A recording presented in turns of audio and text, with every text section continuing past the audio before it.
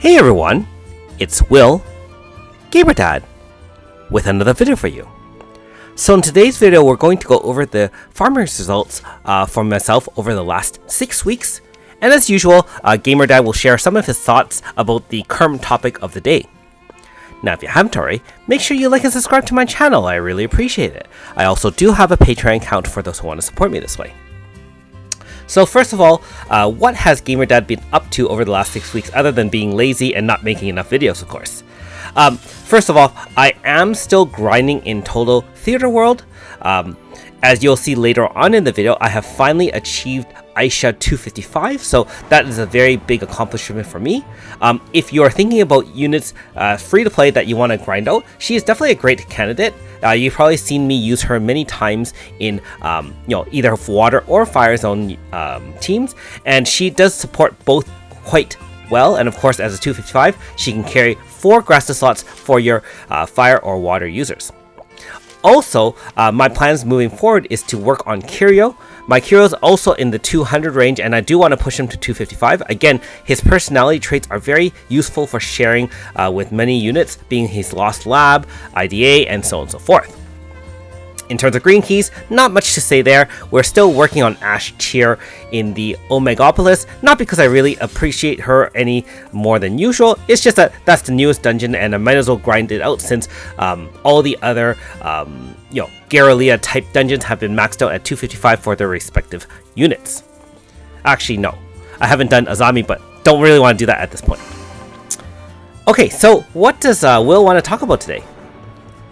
As many of you know, Japan and Global are eventually going to catch up to each other. That is, we are currently in Global about 2 or 3 months behind, but they have made an announcement such that they're going to speed up the rate of release of updates for us, and I guess keep Japan the same, being that I think Japan's updates around every 3 weeks or so. I mean, this game is relatively a mature game for them. I think they're in their 6th year, if I'm not mistaken.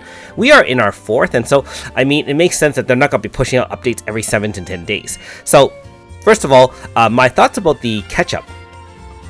It is a great thing. I do think that having us catch up makes it more exciting. We really won't know what is coming up, and that leads to some excitement and a little bit of apprehension, of course, as well. Not only that, by having us catch up, eventually our updates will also slow down a little bit. Now, some people may not like that because obviously if you're used to new updates every 7 to 10 days, you're going to be quite disappointed. But from a free-to-play standpoint, what that means eventually is that although we give up the advantageousness of foresight, where we won't be able to see future banners ahead of time, we will then have a little bit more time to save for each banner in exchange, right?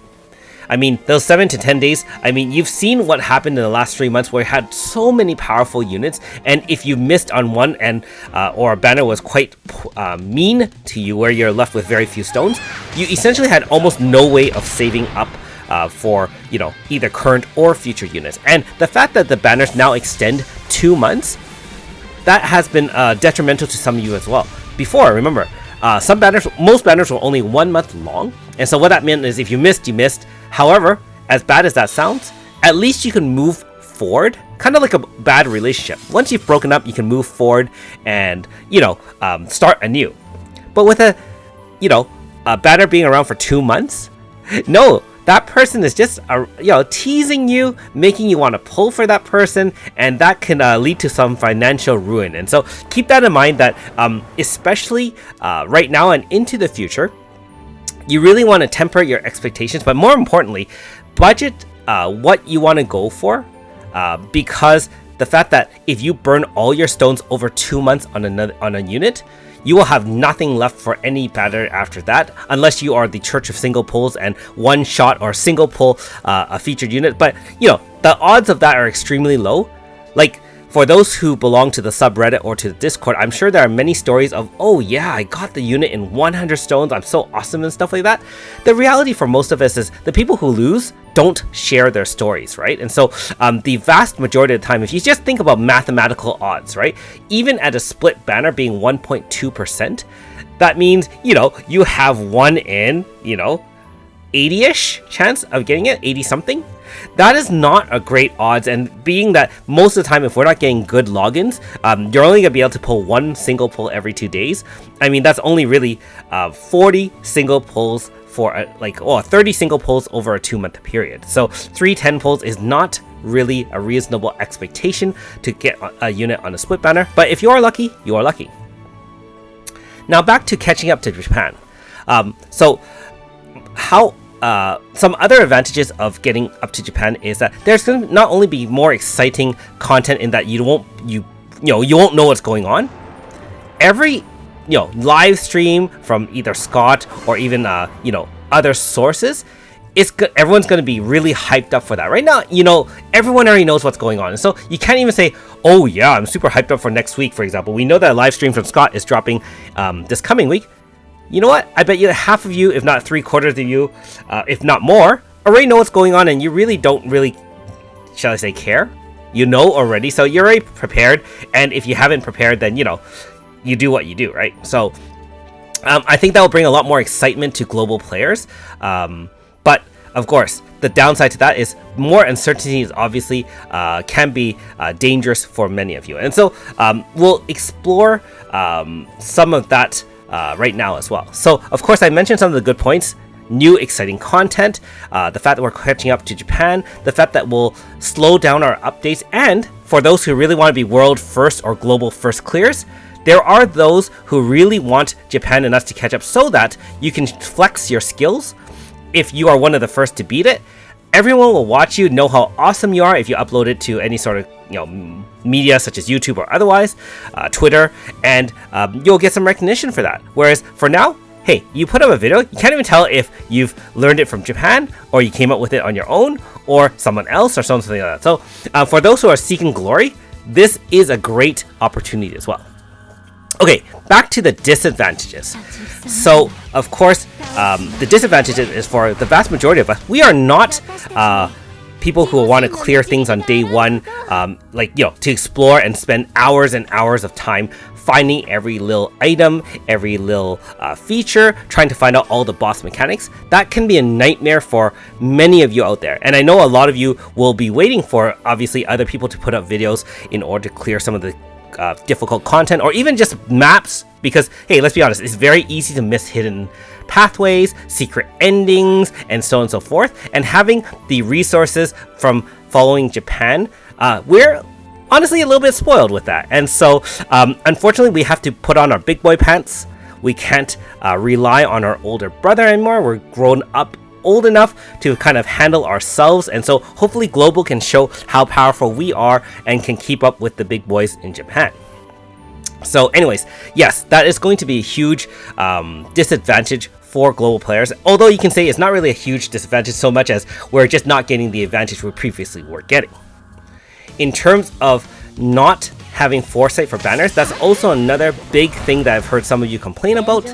Again, we had the advantage because we started later, and now that we will not be having the advantage sometime in the future, GamerDad advises all of you to try to have a larger bankroll available. So I know that in more recent banners, especially for myself in the last year, I've been summoning a little bit more loosely. And what I mean by that is, in the first 2 years, before we really started going a little bit faster or having a lot more access to stones, previous to that, we didn't have ads, we didn't have any sort of kind of many bonuses and so forth. It was difficult to pull and have enough money to get any banner. And so, in the beginning, all you needed is 1 or 2 5-stars and hope for the best.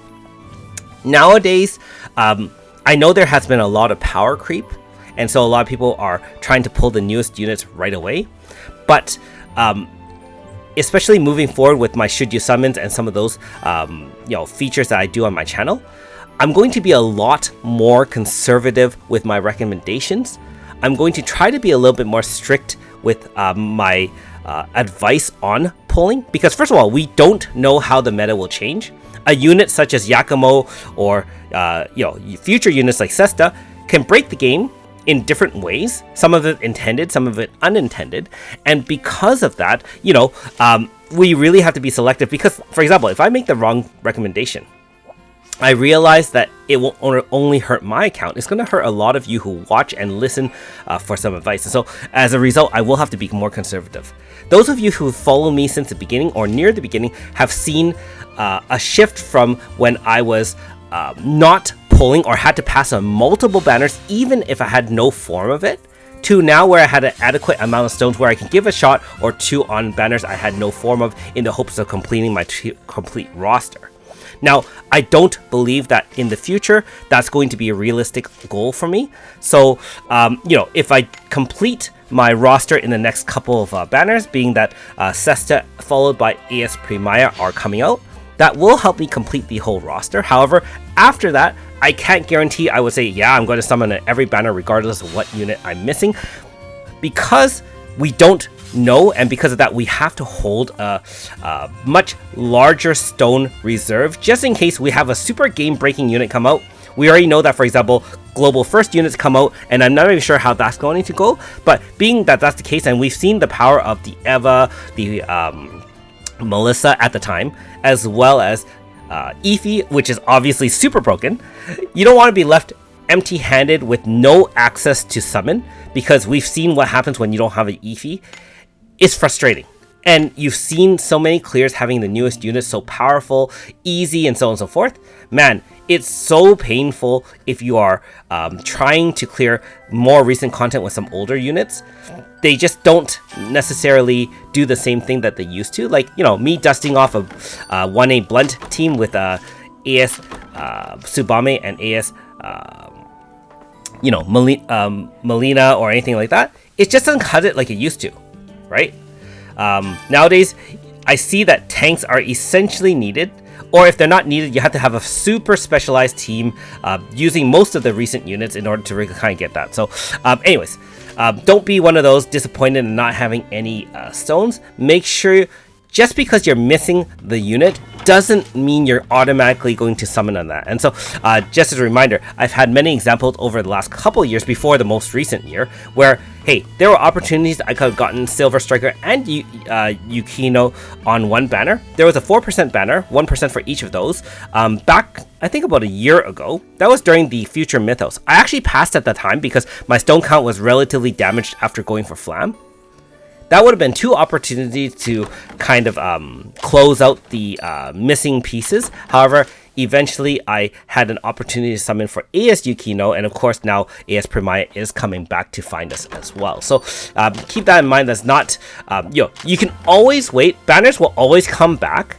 And don't forget that there are also, each banner has all the units eventually permanently added, minus the last two updates kind of thing for free to place. And so if you believe in the fact that you continuing summoning, you'll have that exposure to that 0.01, 0.02, and they will help you catch up some of the non-necessary banners. What I mean by that is the banners that you would love to have it, but you can't say they're super game breaking, or maybe not to your play style, right? So anyways, yes, I did pass on that 2% banner back in the day. Obviously, after that, after looking at my budget, I was able to eventually summon, for example, AS Cynthia and AS Yukino.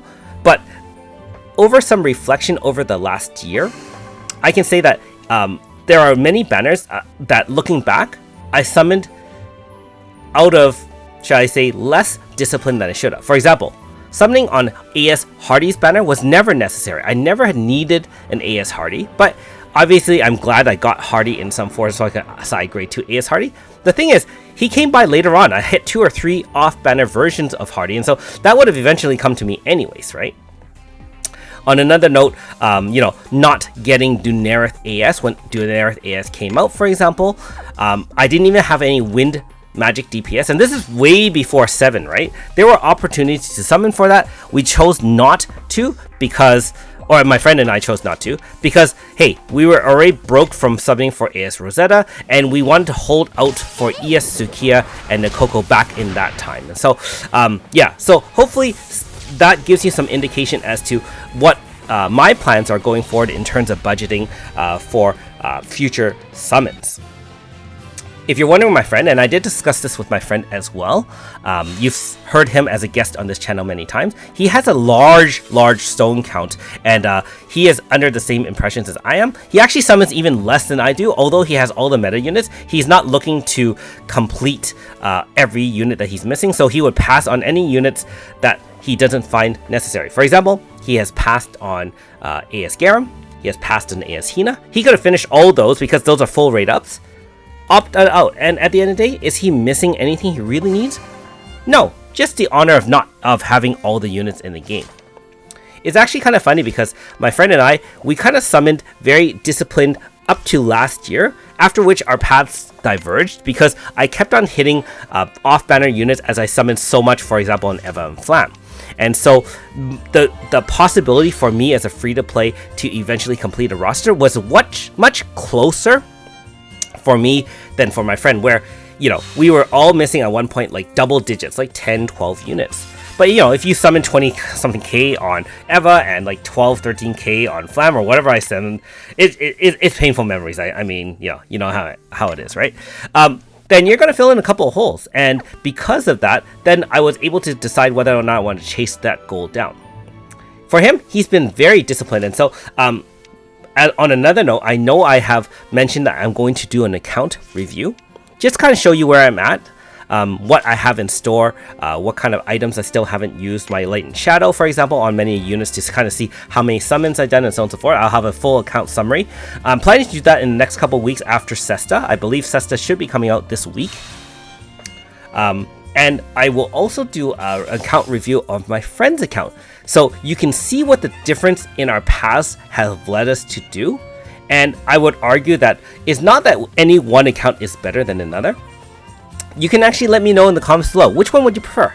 An account like myself where I have almost every unit in the game, but my stone count is healthy but not amazing? Or would you rather have my friend's account? Tons and tons of stones, all of the meta units, but missing, you know, a fair bit of holes on his roster just to kind of complete everything. Anyways, as a final note, we are moving into a new update this week, so hopefully you're well prepared. Make sure you've done all your Apocrypha side episodes in preparation for this week. Thanks for watching. We'll see you next time.